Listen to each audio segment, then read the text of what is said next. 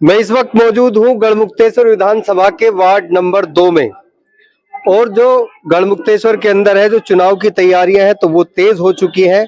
और हमारे साथ मौजूद है समाजवादी पार्टी से वार्ड नंबर 2 से जिला पंचायत पद के उम्मीदवार सुदेश यादव जी, उन्हीं से बात करेंगे।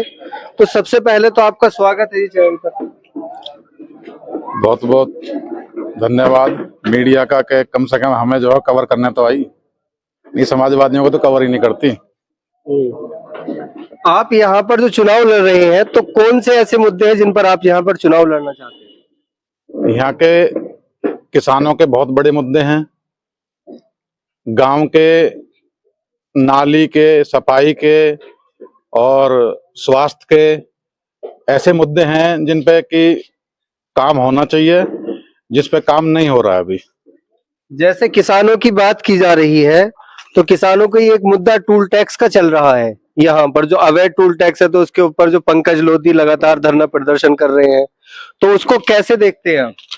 देखो, जो चीज अवैध चल रही है, अब सरकार जो है, उन सरकार का हाथ है उनके ऊपर। जब सरकार साथ देती है तभी अवैध काम होते हैं। अगर सरकार साथ नहीं देगी तो अवैध काम कोई भी नहीं होगा। और गांव वाले या किसान आदमी तो परेशान है ही, किसानों की तो सुनी नहीं जाती कहीं भी। तो इसलिए जो टोल टैक्स अवैध है वो हटना चाहिए और हम उसके फेवर में हैं कि हम उसके साथ भी देंगे, वहाँ खड़े भी होंगे। समाजवादी हमेशा सच्चाई के साथ रहती है और सच्चाई की अपनी बात करती है और सबको साथ लेके चलती है। किसानों को, गरीबों को, मजदूरों को, सबके साथ खड़ी रहती है। अगर जनता आपको मौका देती है इस बार यहाँ पर जिला पंचायत के लिए, तो आप क्या काम करना चाहेंगे यहाँ के लिए? जनता के बीच में जो भी मुद्दे हैं यहाँ के, जैसे कि मैंने बताया, नाली है, स्वास्थ्य है, बच्चों की शिक्षा है, रोजगार है, तो इन चीजों पे हमारी पार्टी ज्यादा फोकस करती है, ध्यान देती है और हम इसी पे काम करेंगे। अगर जनता ने हमारा साथ दिया तो हम अपनी चीजों पे जो हम बात कहेंगे उन पे खरे उतरने की कोशिश करेंगे 100%। तो आप भी यहाँ पर इन्हीं के साथ हैं, तो आप क्या कहना चाहेंगे? मैं राष्ट्रीय अध्यक्ष ठाकुर अंकुर चौहान, किसान मजदूर मोर्चा भानु। अभी हमारे बड़े भैया बता रहे थे, यहाँ जो वार्ड नंबर 2 से जो भी प्रत्याशी पहले भी आए हैं और अब भी वो लाइन में लगे हैं, तो हमारे गांव भी इसी में आता है, वार्ड नंबर 2 में। मैं सलारपुर से हूँ। तो हमने एक नाले की बात रखी थी कि अगर जीत जाओ तो इस नाले को बनवा देना। 5 साल गुजर गए हैं, नाला तो नाला, नाली भी नहीं बन पाई है। तो हमारा तो यही कहना है, जो भी प्रत्याशी यहाँ से लड़े, जैसे हमारे भैया हैं यादव जी, वार्ड नंबर 2 से तैयारी कर रहे हैं, तो हम इनको धन मन तन से साथ चुनाव लड़ाएंगे। और हमें पूर्ण विश्वास है कि जनता के बीच में बराबर रह रहे हैं और किसानों की बात बराबर करते जा रहे हैं।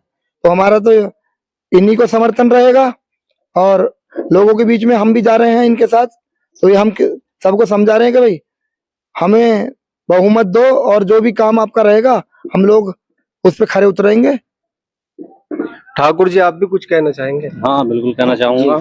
मैं सबसे पहले तो जो यहाँ जनता इनके स्वागत के लिए आई है उनका बहुत धन्यवाद करता हूँ, और पत्रकार बंधुओं का भी, अपने जो कवरेज करने के लिए आए हैं यहाँ, आपका भी। तो मैं यही कहना चाहूंगा कि जो भी मतलब यहाँ आते हैं नेता लड़ने के लिए, कोई भी ऐसा नहीं आता कि मतलब वादे जो करता है वो उन वादों पर खरा नहीं उतरता।